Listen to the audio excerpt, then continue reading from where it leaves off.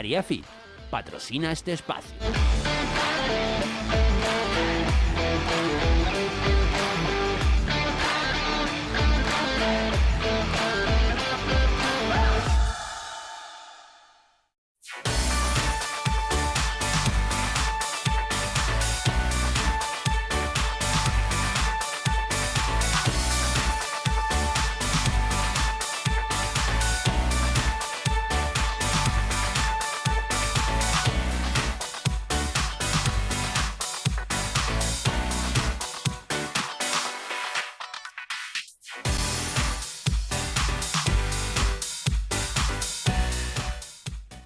Bienvenidos una semana más al Magazine de OVE, quien les habla aquí en Biosfera Televisión. Hoy lunes estamos ya a 23 de noviembre y comenzamos, como casi siempre, hablando de lingüística. Nos acompaña esta mañana Lorena Neira de la Escuela de Idiomas. Madre mía, Lorena.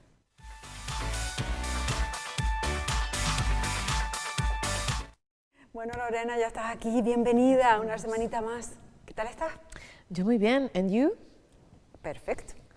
Perfecto. Sí, muy bien, muy bien. Me encanta que empecemos así, con diferentes idiomas. ¿Cómo empiezas realmente los lunes? Los lunes y casi todos los días de la semana con un buen café.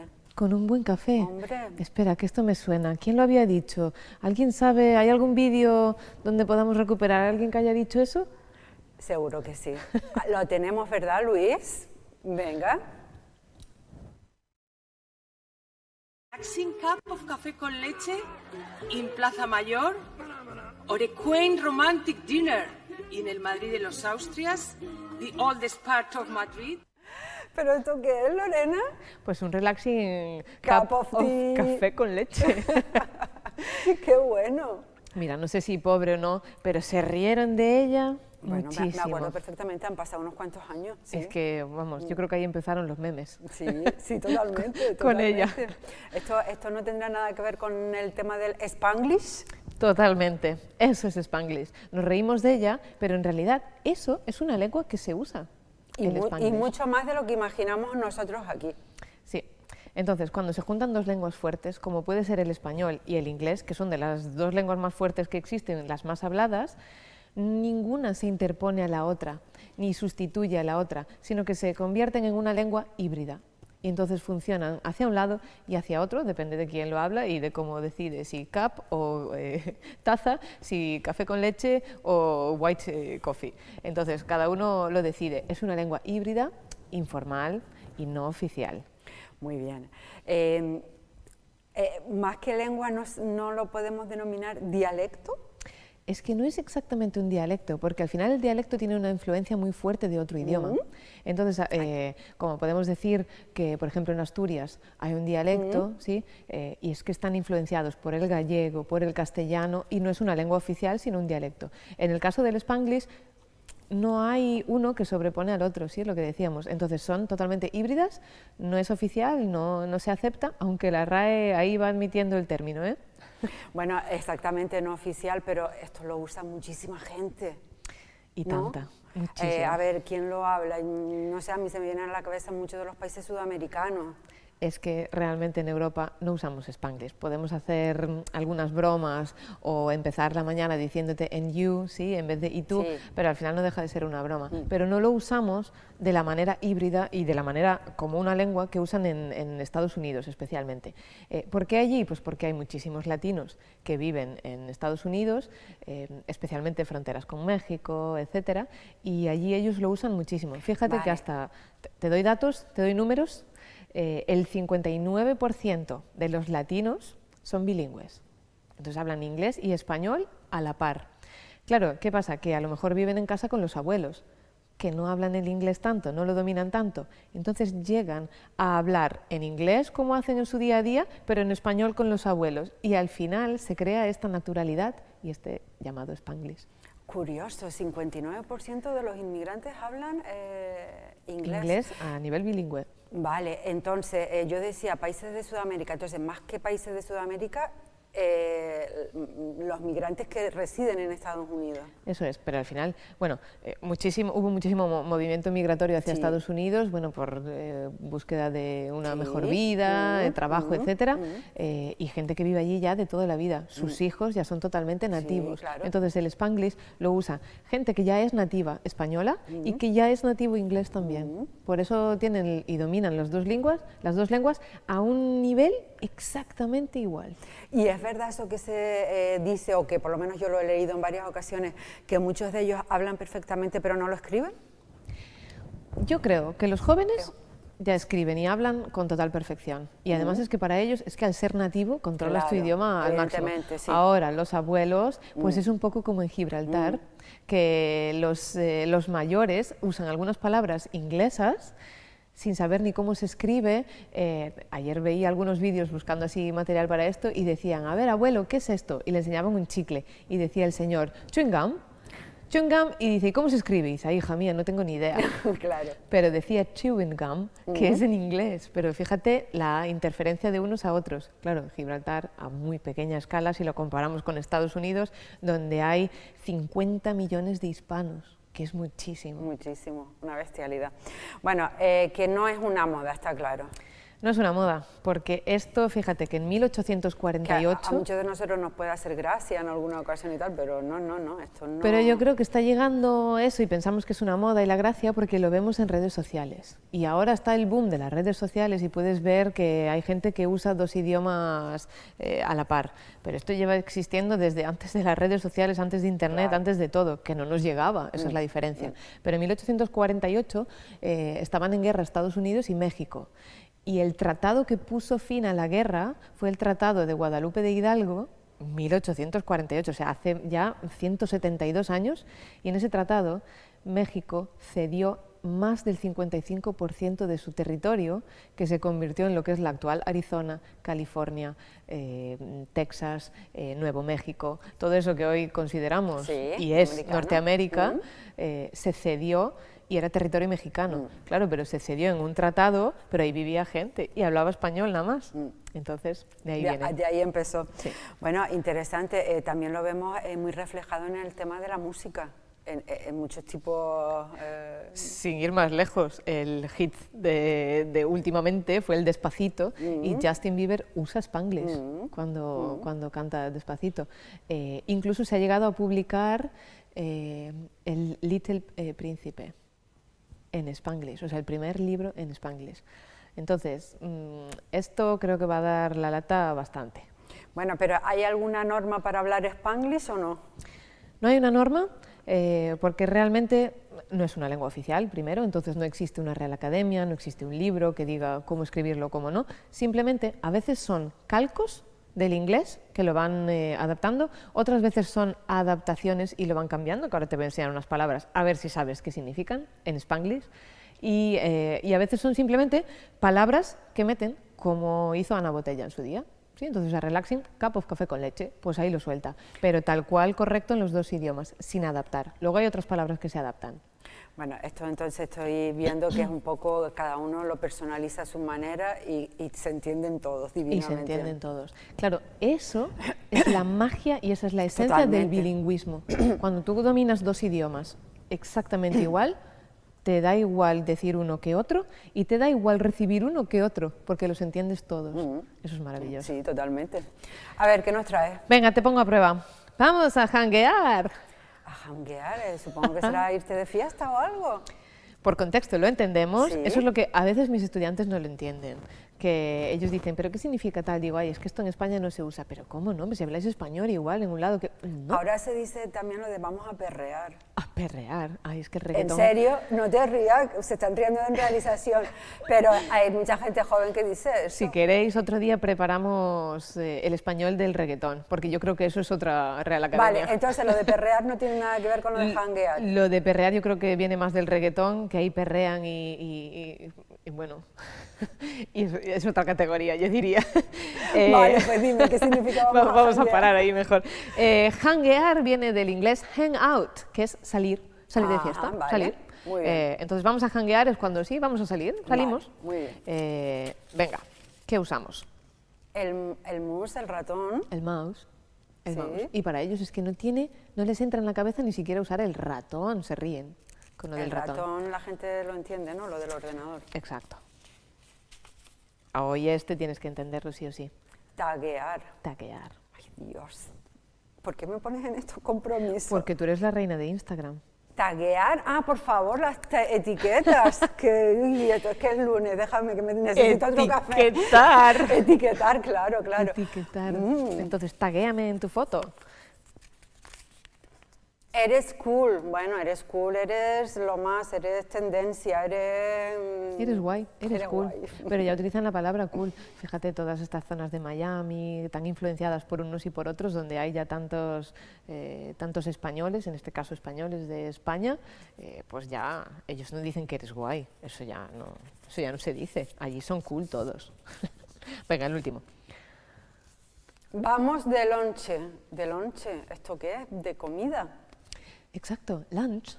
Lunch, claro, es la que comida. yo lo estoy leyendo tal cual está escrito. Lonche, pues de leo lonche, lonche. Porque realmente lo pronuncian así. Vamos de lonche. Lunch, vale. Vamos de lonche, lo de parquear, todas estas palabras, esa es una adaptación. Esa es una adaptación. Claro. Entonces, pueden hacer las dos cosas. Uno, te meto la palabra en inglés, tal cual, entonces, a cup of café con leche, Sí. y te he metido a cup of, no lo he adaptado. Y otras palabras sí se adaptan, ¿sí? Entonces, de la palabra inglesa, en este caso Carro. car, Sí, nos sale coche. el carro, que es Claro, nuestro coche. claro. Exacto. Entonces, esto sería una adaptación o incluso un calco del inglés, ¿sí? Entonces, veo la estructura, vamos a janguear y vamos a salir, ¿sí? Entonces, desde calcos hasta adaptaciones, Muy bien. hasta simplemente cojo la palabra y la pongo. ¿Tienes curiosidad en ver cómo es una familia que usa el Spanglish Hombre, por favor. en un momento normal? Muchísimo. Bueno, normal, no sé si será normal para muchos. Venga, vamos a Claro verlo. que la tengo, vamos a verlo. Yo bendije ayer, papá. Den tú, Lilianita. Thank you for all this comida que tú pones en nuestra family table. Bless the hands que prepararon la comida. Perdónanos por comer this baby chicken huevos. And forgive my papá, Emilio, for being so gossipy and chismoso. Amén. Necesitaría oírlo otra vez de nuevo, madre mía, muy rápido para mí. Pero ¿qué están haciendo? Están bendiciendo la Bendiciendo mesa, la ¿sí? Entonces mesa. por eso he dicho, a lo mejor es una situación para muchos conocida o Sí, no. sí.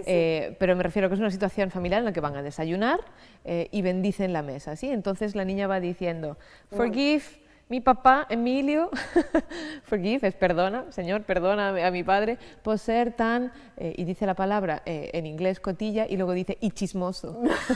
Entonces es tal cual pasar de uno a otro, es genial, es genial. Entonces el Spanglish es pasar de Un uno a poco otro. eso. ¿Tendrá futuro?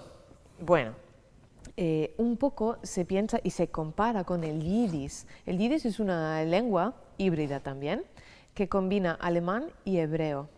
Bueno, por todos es conocido que Alemania siempre ha tenido muchos judíos y ellos combinaban los dos porque eran bilingües. Podemos pensar que está destinada a fracasar por la historia, todo lo que les ha pasado, querer olvidar Alemania, pues no. Es una lengua híbrida que es patrimonio de los judíos, entonces mucha gente que incluso no la necesita la quiere sigue, estudiar vale. porque les parece algo rico y patrimonio y un orgullo de su nación.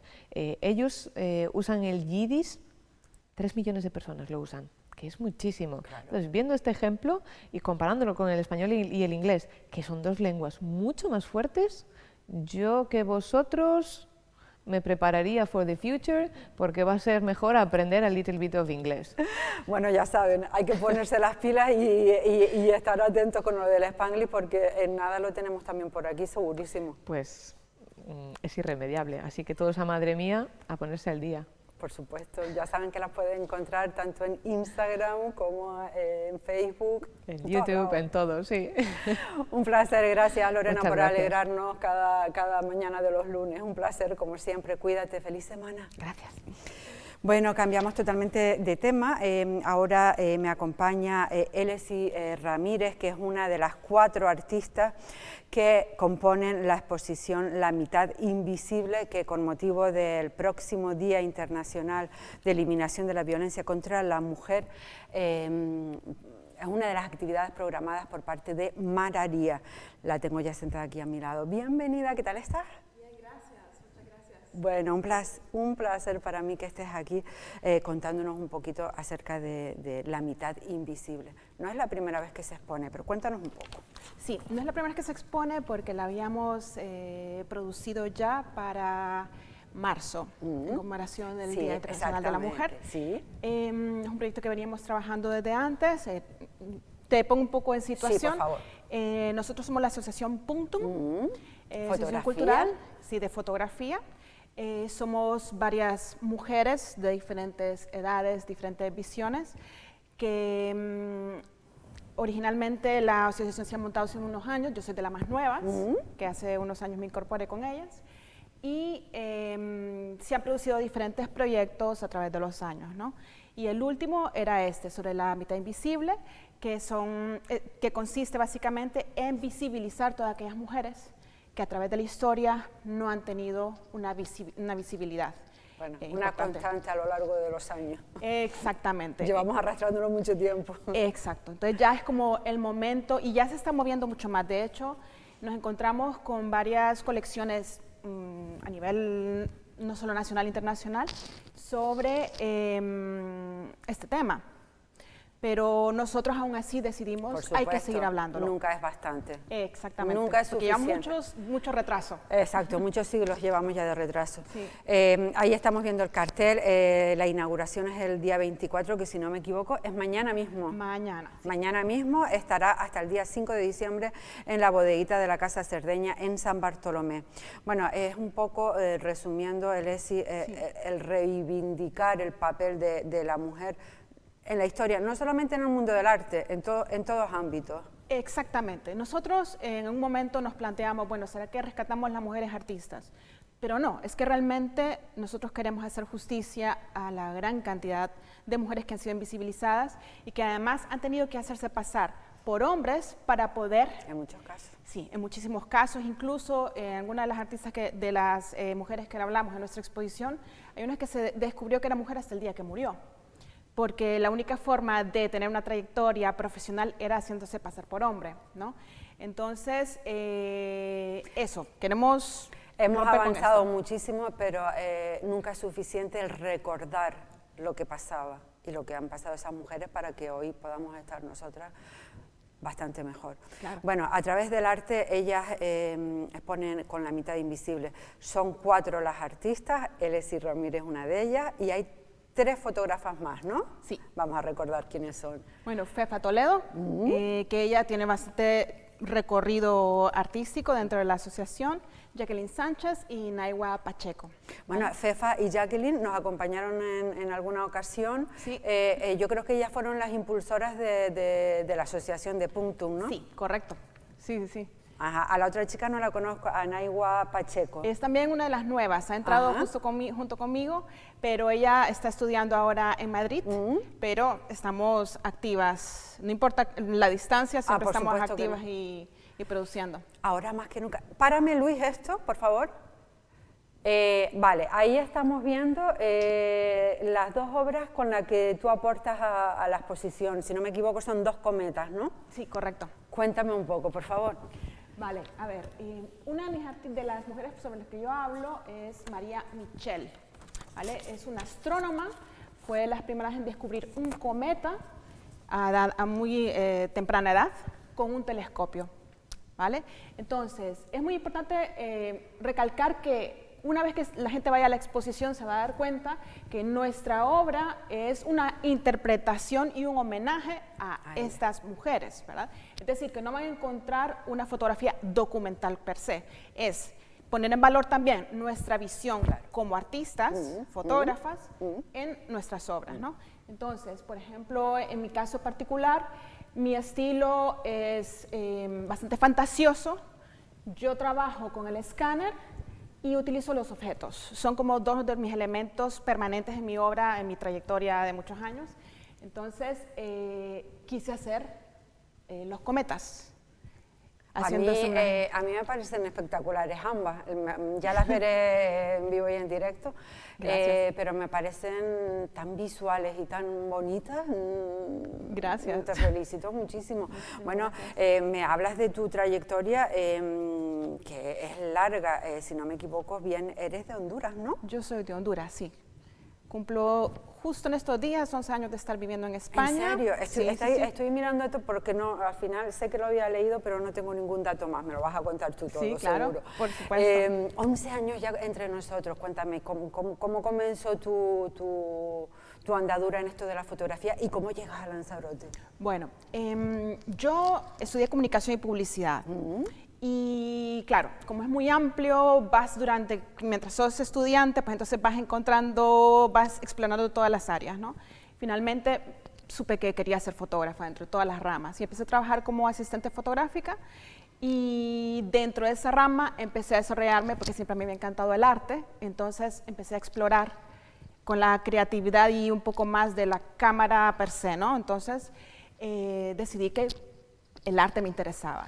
Pero paralelamente también siempre he trabajado como fotógrafo comercial, o sea, para portadas de revistas, fotografía de comidas, de eventos, de museos, etc. Pero la fotografía artística siempre había estado presente. Y tenía mucho interés, vamos. Exacto. Y entonces sabía yo que como esa era una de las ramas que quería desarrollar, pues fui participando en exposiciones colectivas, a convocatorias, y ahí me he ido desarrollando.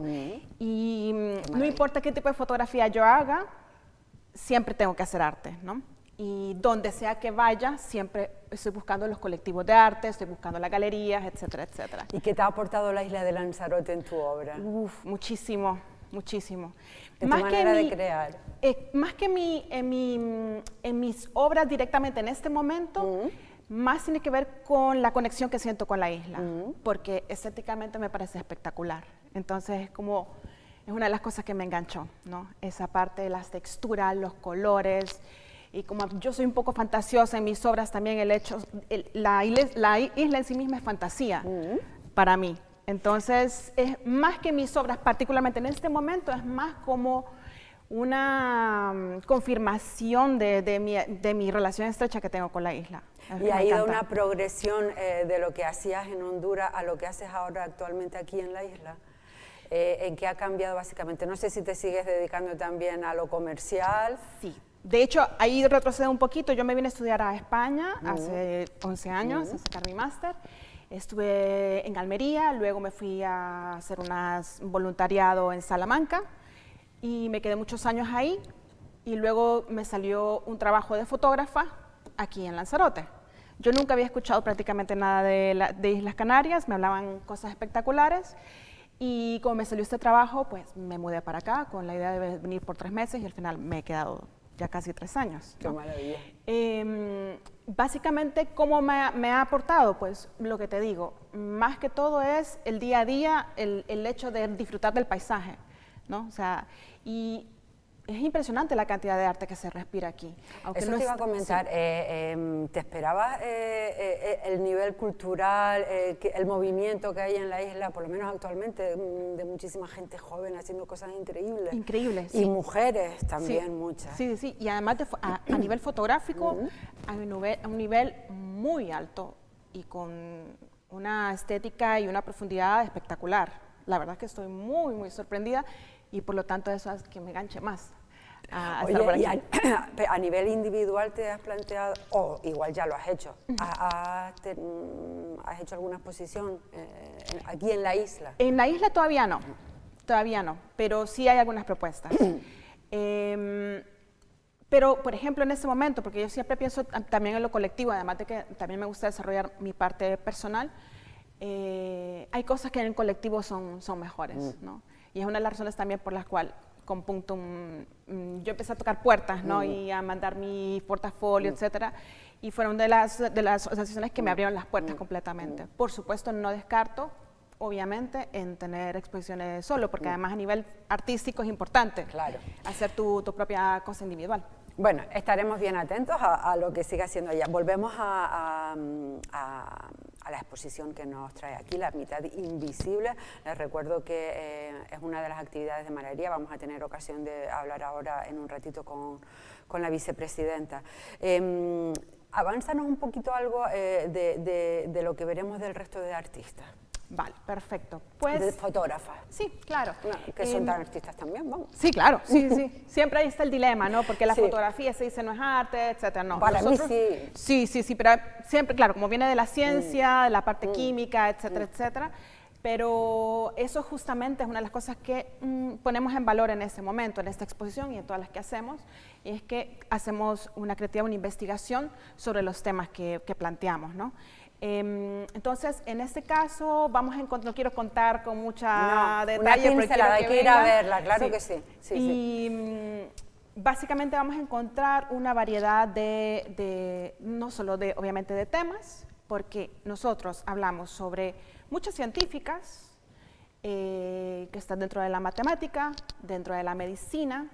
Muy interesante porque hay una de las mujeres sobre la que hablamos, una de las que realizó una cesárea con éxito, la primera cesárea con éxito, que normalmente no es algo que lo asociamos ni con ningún nombre en particular, ¿no?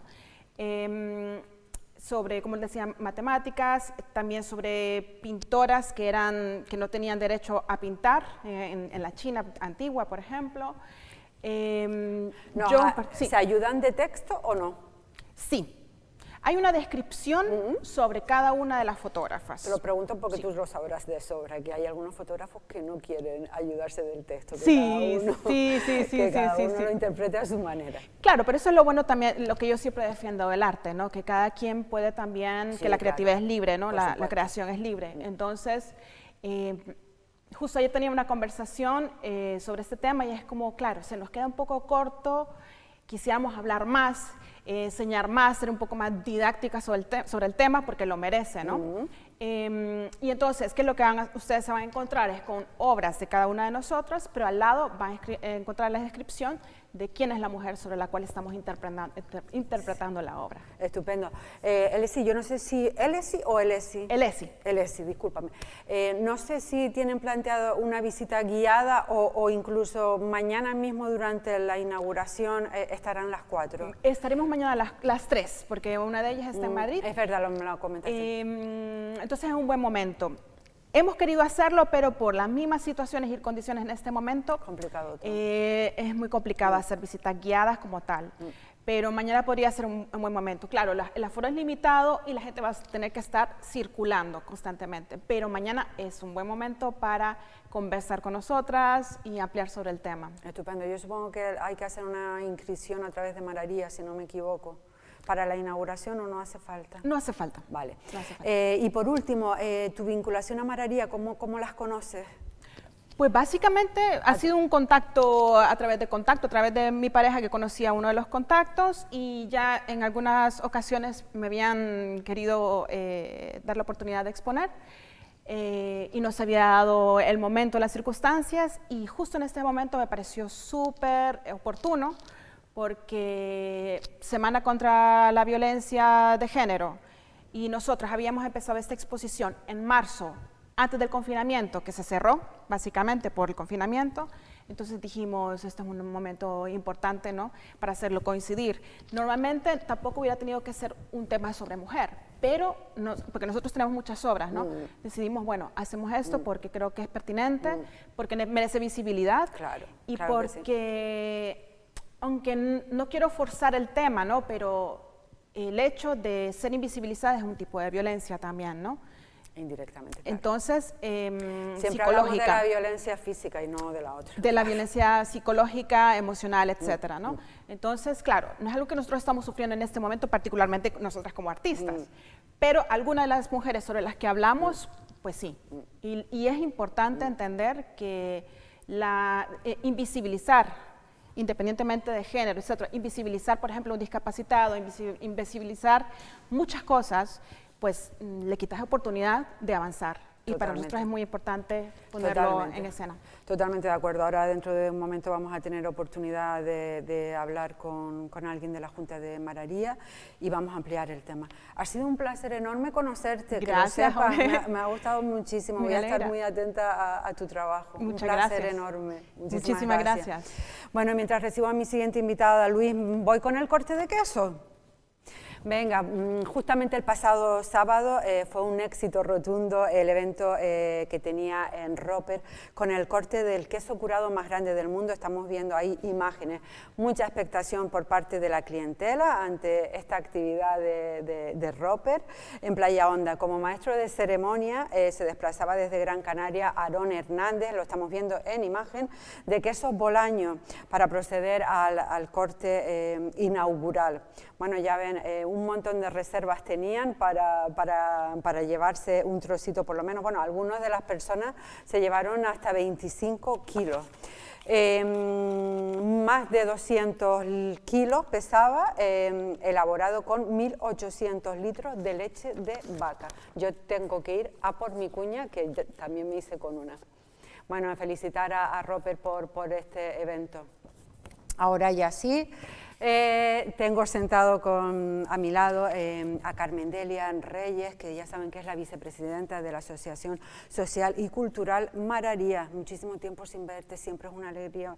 ¿Qué tal estás, Carmen Delia? Pues bien. Me voy a poner yo también la mascarilla si estás más cómoda. Yo me la coloco. ¿Qué tal estás? Bueno, por videollamada creo que habíamos hecho alguna durante el estado de confinamiento. Durante el confinamiento, ¿verdad? Pero hacía ya muchísimo tiempo que no nos veíamos, joven. Y bueno, con estas circunstancias, yo ya es que casi que me he acostumbrado a estar con la mascarilla y ahora me acabo de percatar cuando tú te la has puesto, que la llevaba puesta. No pasa nada. Nosotros, yo también la tengo siempre puesta, tenemos la distancia de seguridad, sí, pero siempre respeto quien se la quiere quitar y quien no, por supuestísimo.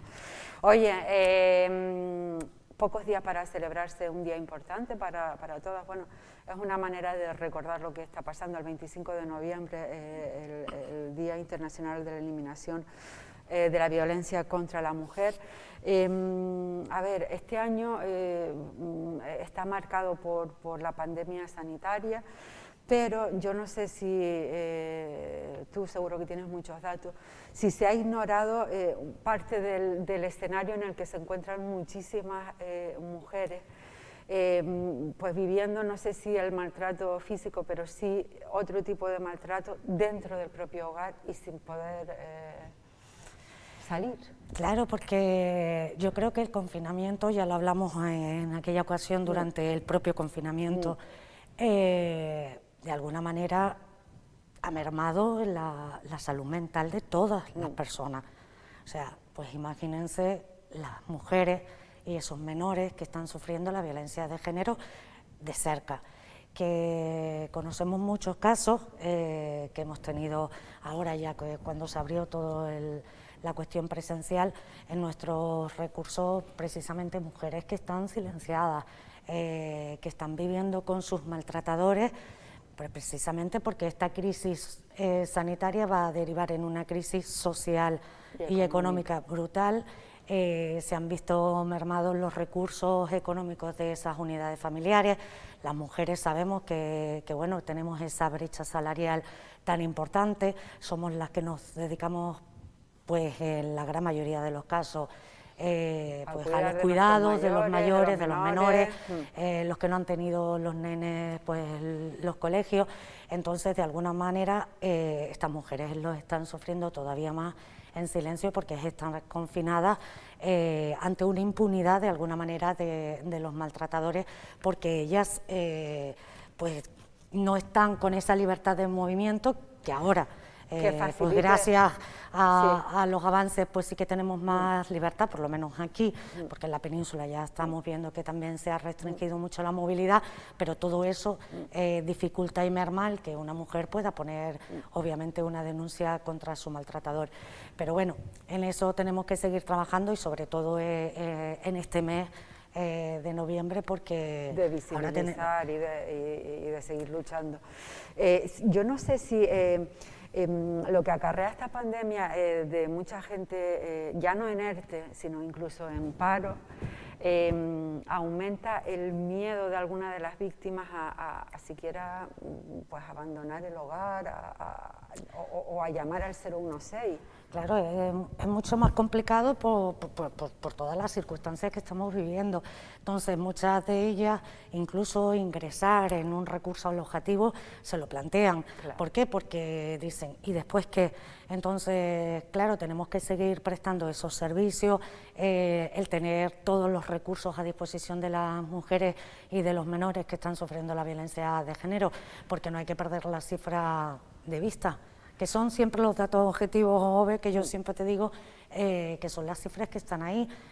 A día de hoy pues tenemos 41 mujeres asesinadas por sus parejas o exparejas, 2 casos que están en investigación y sobre todo la cifra que ya supera el millar desde que tenemos datos oficiales desde el 2003 y los menores, que son casi una treintena de niños y niñas asesinados e igualmente de huérfanos por la violencia machista. Entonces son cifras que no podemos olvidar y que tenemos que conmemorar como un día triste, porque ojalá, yo siempre lo digo, no tuviéramos que seguir hablando. No tuviéramos que hablar del 25 de noviembre. Ojalá. Los niños también, a mí esto me da una pena porque a veces hablamos menos de los niños y también sufren un maltrato tremendo, ya no solo en el colegio sino en las casas. En las casas veis porque además ven el sufrimiento de sus madres. El sufrimiento de sus madres, como nos ha pasado a nosotras. A mí particularmente he tenido que asistir desde el punto de vista jurídico como abogada, a mujeres de nuestra isla que estaban encerradas en una habitación con sus menores porque era la situación que se estaba dando, cerradas con llave por dentro y con otras medidas mucho más complicadas, y que tú dices, esos niños, esas niñas están viviendo desde muy pequeños todo lo que supone el ver cómo su padre agrede a su madre, cómo la insulta verbalmente, cómo la veja, o incluso los niños que por desgracia también sufren directamente la violencia de género en sus propias carnes, siendo sus padres o las parejas de sus madres. Entonces es muy complicada la situación. Te lo he comentado muchas veces, sé que soy pesada, pero a mí, ¿por qué a pesar de todas las campañas de información, de todo lo que se comunica, sigue pasando esto? ¿Tú crees que es algo generacional, que tiene que pasar más generaciones para que deje de haber violencia? Hombre, yo creo que violencia sí. machista, porque iba a decir violencia de género, pero no es violencia machista. Creo que la cuestión está, siempre lo hablamos, en la educación. Esto es un problema estructural. Entonces, hay que trabajar. Yo creo que hay que trabajar todavía con muchas generaciones para que vean que el hombre y la mujer y el hombre somos exactamente iguales. Cuando eso se consiga y se tengan unos valores de igualdad, unos valores de género, posiblemente no estaríamos hablando de la violencia machista, pero hay que hacer un trabajo profundo y desde las edades más tempranas en todos los ámbitos de la sociedad, y que de cada uno y de cada una depende que esto empiece a cambiar en nuestros propios entornos, en nuestros hogares, para que los niños y las niñas sientan que son exactamente iguales. Los psicólogos y las psicólogas lo plantean, que hay una edad determinada en que ellos no hacen esas distinciones de género. Llega un momento en que la propia evolución de la edad, del entorno social, de los colegios, hace que esos niños y esas niñas pierdan esa perspectiva de género. Entonces ahí es donde tenemos que incidir y trabajar para que los chicos y las chicas que son ahora el futuro no vean la desigualdad que la estamos viviendo todavía. De una manera palpable. Y de manera personal, a ver, no podemos dejar todo en manos de los centros escolares o... No, las familias tenemos gran responsabilidad de criar a nuestros hijos y de criarlos en este contexto. Yo siempre digo, en nuestro Parlamento interno, claro, nosotros tenemos que hacer ese trabajo, y todos los granitos de arena seguro que al final se podrá hacer una montaña, pero todos y todas tenemos que creer en que somos iguales las mujeres y los hombres. Bueno, Carmen Delia, acabamos de hablar con una de las artistas de La Mitad Invisible, es una de las actividades que ustedes tienen programada desde Mararía, no es la única, ¿verdad? Pues no, estamos justo en la semana de la vorágine de todos los actos. Cierto que este año de una manera diferente por la situación que estamos viviendo derivada de la COVID-19. Y bueno, tenemos esa exposición enmarcada dentro de los actos del 25 de noviembre en San Bartolomé, en el proyecto que desarrollamos San Bartolomé Viviendo en Igualdad, y bueno, unas artistas que precisamente van a visibilizar lo importante de la figura de la mujer a lo largo de la historia y que siempre nos han invisibilizado en los libros de texto, en la pintura, en el arte, en la investigación. Entonces va a estar muy interesante, no van a haber medidas en cuanto a inscripción, porque va a haber siempre personas responsables allí, y bueno, mañana es la inauguración entre comillas, porque no va a ser una inauguración como tal por esta situación, pero que bueno, que ya él sí lo ha explicado, cómo vamos a tener varios días para poder acudir a esa exposición, que está muy interesante. Hasta el 5 de diciembre. Hasta el 5 de diciembre, luego tenemos los actos propios del día 25 de noviembre, que organizamos junto con el Foro contra la Violencia de Género de la isla de Lanzarote, que este año, pues bueno, pues precisamente por estas circunstancias lo vamos a hacer en lo que es la plaza del Cabildo Nuevo. Siempre lo hemos hecho en la calle Real, en el Cabildo Viejo, en la Casa Amarilla, bueno, es más espacioso para que se puedan mantener las distancias de seguridad, con mascarilla. Eso sí se hace a través del Ayuntamiento de Arrecife, con previa inscripción, dejando los datos para los casos de un posible rastreo. Y luego nosotros tenemos también, bueno, los actos del 25 de noviembre, pues eso, lecturas del manifiesto, por supuesto, el homenaje a estas víctimas de la violencia de género, de la pandemia, no solo de la COVID-19, sino de la pandemia de la violencia machista del 2020, y van a haber alguna actuación musical. Y luego nosotras tenemos organizado para el viernes, día 27, en este caso en colaboración con el Ayuntamiento de Tía y patrocinado por el Ayuntamiento de Aría, una obra teatral que se llama Mujeres. Me inscribí, me inscribí ya para ir a verla. Es con inscripción. Y les adelanto que mañana van a estar dos de las actrices. De las componentes, sí. Creo que viene Milagros y Charo. Ellas, pues bueno, van a hacer esa sinopsis de la obra, por eso yo no quiero entrar en más, sino que yo ya he visto esa obra, tuve el placer de disfrutarla el año pasado.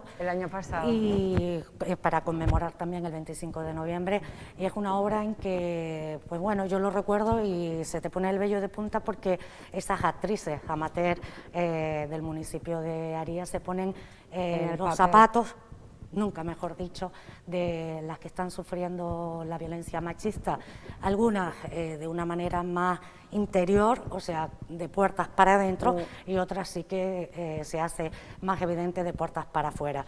Además creo que es un poco ideado por ellos el guión, ¿no? Sí, por ellas mismas. Sí, sí, ha sido, bueno, es una obra, de alguna manera podemos decir que es propiedad intelectual del el Departamento de Bienestar Social e Igualdad del Ayuntamiento de Aría, que se hizo justo el año pasado. Su director es Miguel Páez, y bueno, ellas han escenificado esa obra, y ahora pues tuvimos la oportunidad de contar con el equipo y que nada, que vayan al Ayuntamiento, al Teatro de Tía, y como tú bien has dicho, hay que hacer en ese caso una inscripción a través del teléfono de Mararía o de la página de Mararía, precisamente para, por si pasase algo, que vamos a cruzar dedos que no, pues se pueda hacer el rastreo oficial. Entonces hay que dar pues los datos, los nombres, apellidos, el DNI y el teléfono por si fuera necesario. Pero todas estas cosas dan más seguridad, te diré, Carmen Delia, ¿sabes? El tema de saber, oye, voy a un evento, está el aforo controlado. Sí, tenemos un aforo controlado. Yo creo que la gente ya... Y además porque es la apuesta, Mararía siempre es una asociación social y cultural, y siempre hemos dicho que la cultura, el arte, es una manera, de alguna manera, de remover conciencia, de sensibilizar, y más en este año que hemos tenido la cultura tan desplazada, tan aislada. Entonces tenemos que ayudar pues a toda esta gente, a la amateur, a los equipos de sonido, de iluminación, para que empiecen también a caminar. Entonces todo va a estar bajo el control sociosanitario, con las autorizaciones y los permisos pertinentes, y bueno, esperemos esperemos que contemos con mucha gente porque tenemos que llenar el Teatro Municipal de Tiga. Bueno, eso, que todavía están a tiempo de inscribirse a través del teléfono de Mararía, a través de la web enseguida lo consiguen, y si no, a través del Ayuntamiento de Tiga también se puede, ¿no? No, lo estamos Web, haciendo ustedes directamente nosotros para facilitar y que no haya luego una base de datos doble y que esté todo controlado. Bueno, yo llamé el fin de semana no, el viernes creo que fue, me atendieron estupendamente bien y enseguida te inscriben y todo genial. Por favor, Carmen Delia, para finalizar, ¿cómo han retomado las actividades de Mararía después del confinamiento? Con mucha dificultad y con muchas cosas online, ¿no? Cosas online sí hemos tenido, pero sí es verdad que desde que el momento que de alguna manera nos permitieron en junio ya hacer el trabajo presencial, porque sí que nosotros podíamos prestar, porque eran servicios esenciales en el Real Decreto que estableció el estado de alarma. Lo cierto es que trabajamos más desde casa online y ya desde que pudimos hacerlo presencial con todas las medidas de seguridad, mascarillas, mamparas, desinfección total en las instalaciones y bueno, atendiendo a muchas mujeres desde el punto de vista psicológico, social y jurídico. Y bueno, mucha entrega de alimentos porque la situación que estamos viviendo es muy complicada, muchas familias que cada 15 días necesitan esos alimentos porque o bien no están trabajando o no tienen ningún tipo de ayuda de prestación de ERTE, porque es cierto que hay mucha gente que comenzó a trabajar pues a lo mejor en febrero llevaban un mes y justo los ha pillado el estado de alarma y no tienen ningún tipo de prestación. Y bueno, tratando de poner nuestro granito de arena para que todas las mujeres se sientan más fuertes, fortalecidas y tirando y mirando hacia adelante, sobre todo con las que están sufriéndolo en silencio, porque en esta isla, en el primer semestre, el Consejo General del Poder Judicial ya publicó que eran 186 casos de violencia de género, fundamentalmente lesiones y malos tratos, y los siguientes, los quebrantamientos de las medidas que se hayan establecido por el juzgado. A mí me parece una cantidad increíble para hacernos la idea. Y coincidió el periodo del confinamiento de marzo a junio, sí.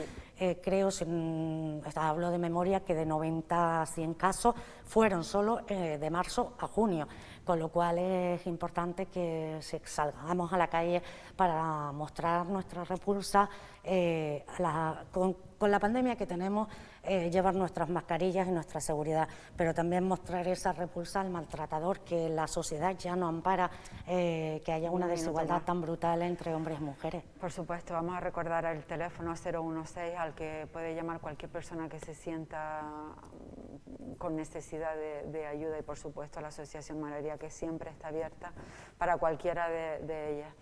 Es un placer enorme, Carmen Delia. A mí me ha encantado volverte a ver, aunque no nos podamos abrazar ni nada. Aunque sea para hablar de esto, ya sabes que me gusta mucho tu presencia aquí y admiro enormemente la labor que realizan. Nos vemos en los actos y en la manifestación, bueno, en la concentración, que este año yo creo que, aunque sea con aforo limitado, tenemos que hacer esas inscripciones también para, de alguna manera, mostrar nuestro apoyo a todas esas mujeres que lo están pasando bastante mal con las dos pandemias que les ha tocado vivir. Sí, una más oculta que la otra, totalmente de acuerdo. Cierto.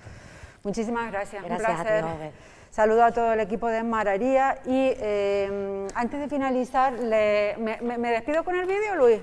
Vale, pues me despido ya, les emplazo mañana a las 12:30 y les dejo con el primer vídeo de la apuesta cultural musical de Arrecife en vivo.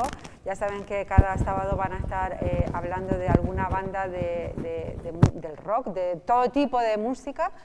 ¿Es cada día? Ah, creía que los sábados. Bueno, pues cada día empezó. Entonces que empezaba el sábado, perfecto. Empezaron con una banda de heavy metal extremo, pionera además en Canarias, son los Black Ned, y relatan un poco pues los inicios, las influencias y algunas particularidades de este género musical. No dejen de verlo, les emplazo ya a mañana a las 2:30, como siempre.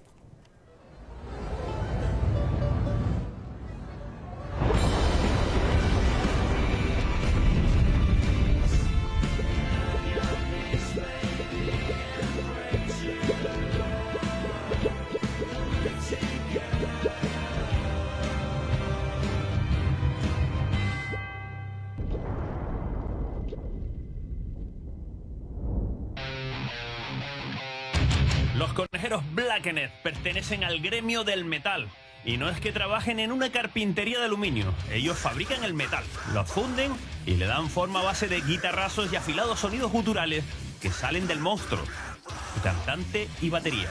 Sin dejar nada al azar y con total premeditación sobre el producto final que ofertan, definen su música como un thrash death metal con toques melódicos, lo que viene siendo para la mayoría de los mortales el lado más bestia del heavy metal.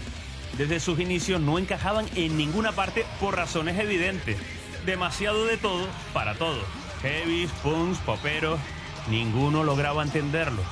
Pero el tiempo jugó a su favor y poco a poco fueron ganándose una legión de adeptos a este tipo de adrenalina extrema que los llevó a tutelar este género en Canarias y a ser reconocidos por afamados productores nacionales e internacionales como una de las bandas de mayor potencial en el death metal. Somos Blackened y hacemos un thrash death metal con toques melódicos y con letra una letra definida. Acostumbrado a escuchar este tipo de música que parece que estamos gritando, diciendo berrido, realmente la letra dice bastante, son letras curradas.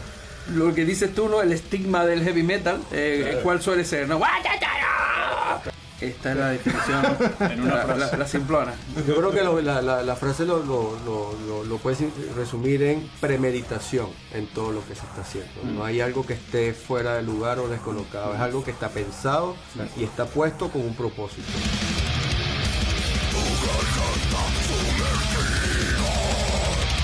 Hay palabras que tratamos de buscar su sonido fonético, es decir, no es lo mismo la P, la T o la R, que son muy agresivas, a la S, la M, son más pasivas, y tratamos de combinar eso incluso con el significado de la palabra.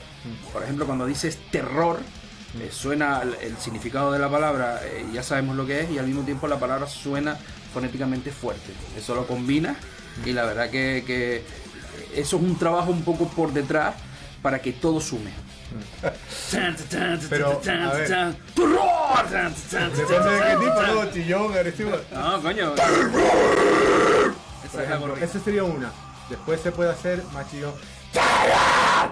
Diferente, sí, depende de qué parte y en qué contexto lo vas a meter. Sí. Hay partes que yo realmente quiero que suene así de ininteligible. No sabes cantar. Sí, quiero exagerarlo lo máximo para que sea tan bruto, tan gorrino que la gente dice, ¿qué dice? Lo hago a poco.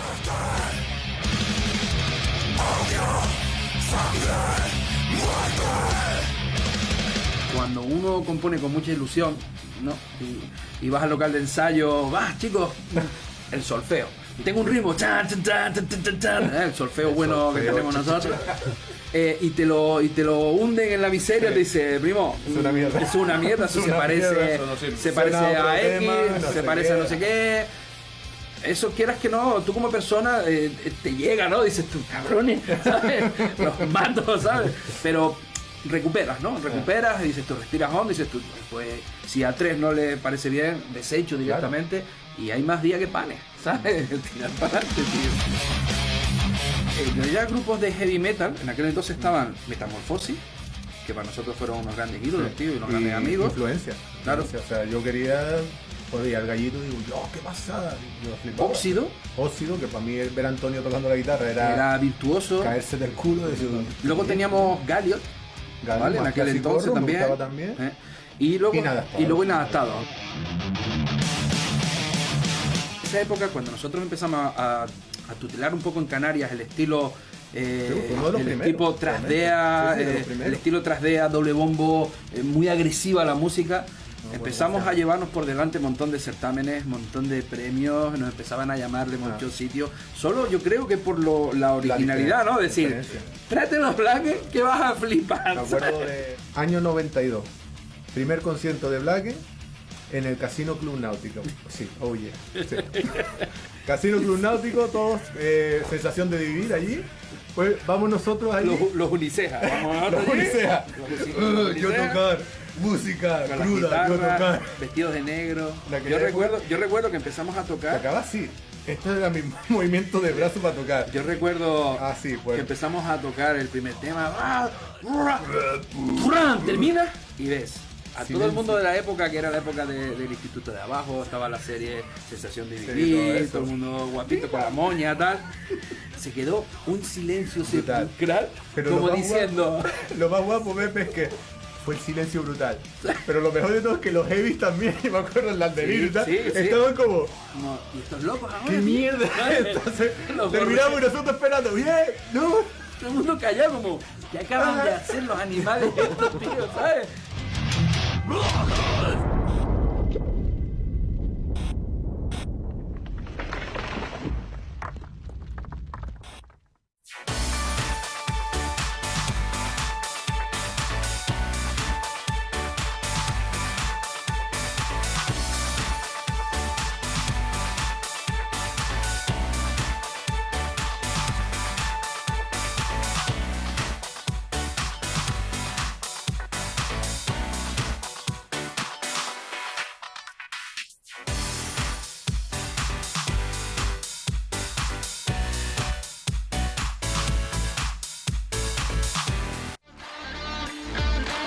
Ariafit patrocina este espacio.